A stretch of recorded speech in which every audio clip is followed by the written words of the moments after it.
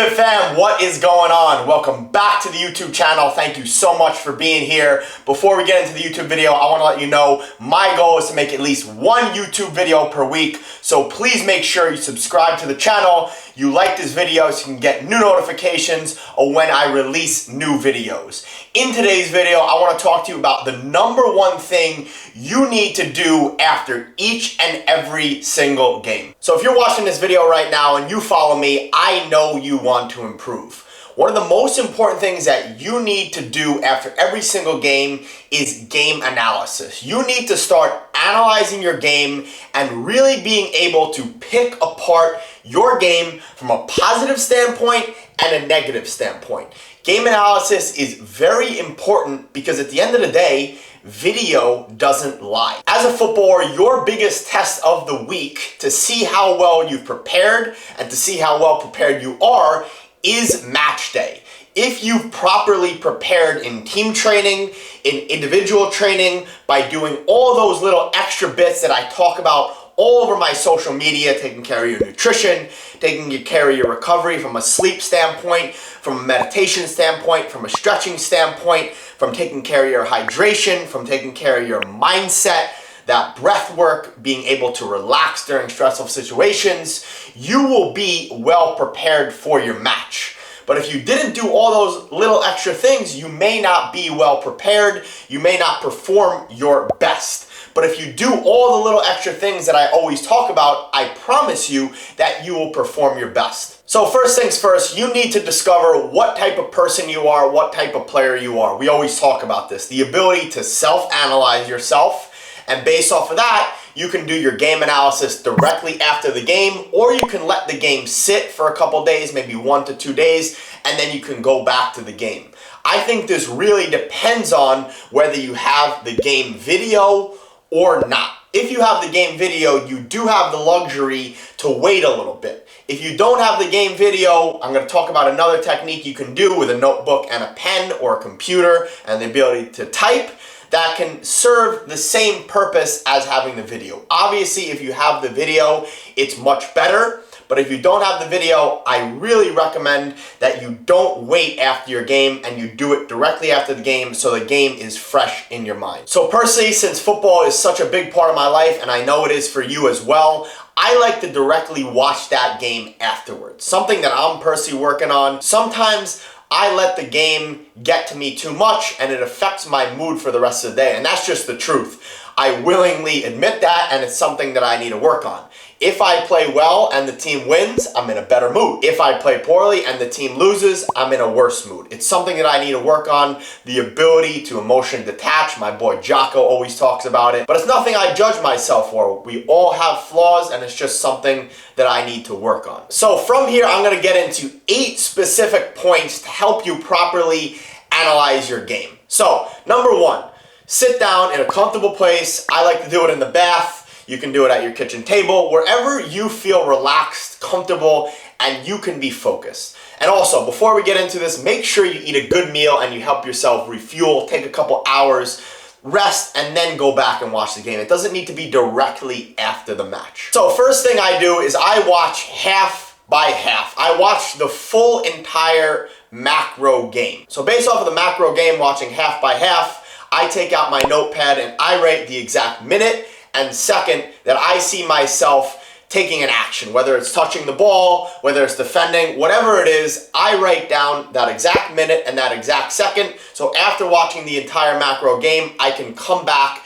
and rewatch it. So after I watch the entire game, I go back to each specific action and I analyze each action. I watch it a couple times. Obviously, we have the ability to rewind, fast forward, and we can really look and see the exact action. So I can go back to myself and I can say to myself, what was I thinking here? What was my brain thinking?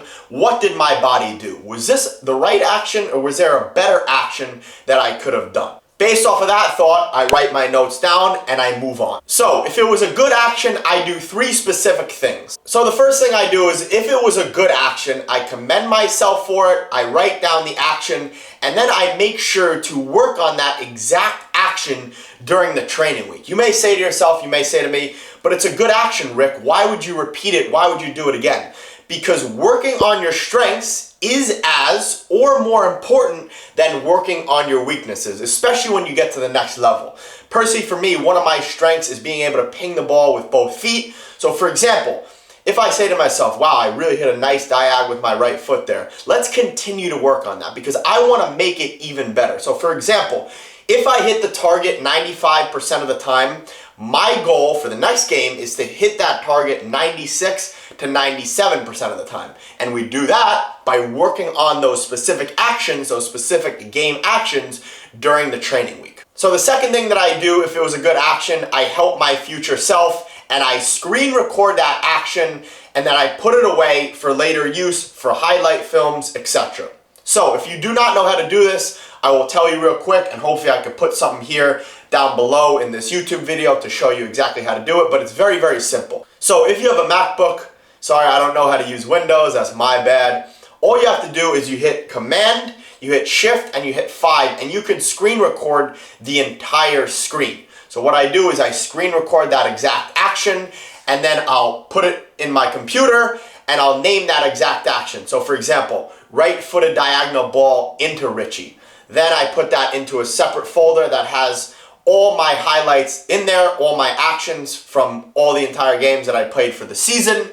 So I name that folder Highlight Edit, and then within that folder, I name a folder of the game, the date, and who we played, so I can go back to that film at the end of the season or mid-season, like I just made some mid-season highlights, and I'm able to put all those actions into one specific video. So this is very useful to help your future self, save yourself time, and do something very important that you can send to your agents and send to other teams if you're looking to move teams. So we went over positive actions. Next, let's talk about if it was a poor action, if it was a bad action. This is very, very useful and something that you can really learn from. So let's take the first example.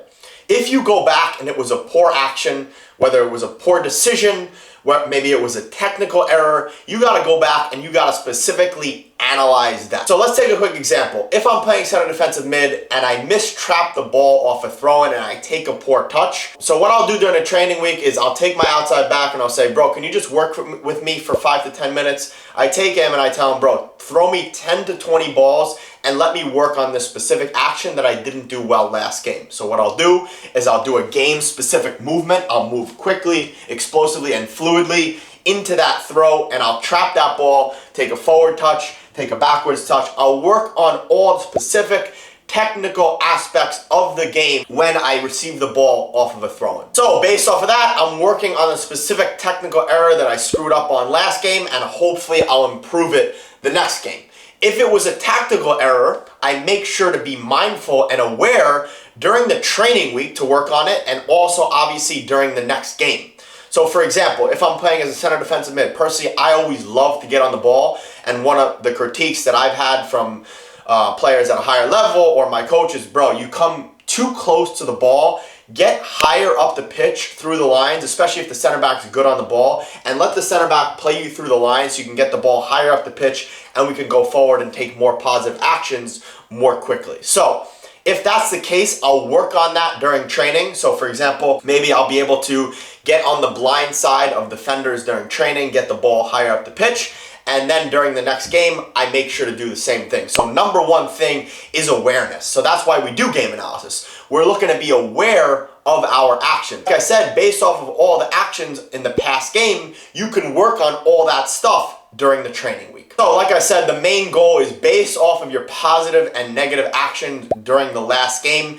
You can create yourself an individual plan for yourself on and off the ball, and then during your team training to make sure you perform better in the next game, because that's the goal. Obviously, the goal is to incrementally improve slightly each and every week. If you can be consistent game after game, playing properly while slightly incrementally improving, the sky is the limit for you as a footballer. So the last thing that I want to talk about is if you don't have access to the video, this is what you should do. Get yourself out a notepad and a pen if you like that method, or get yourself out a computer and do some typing.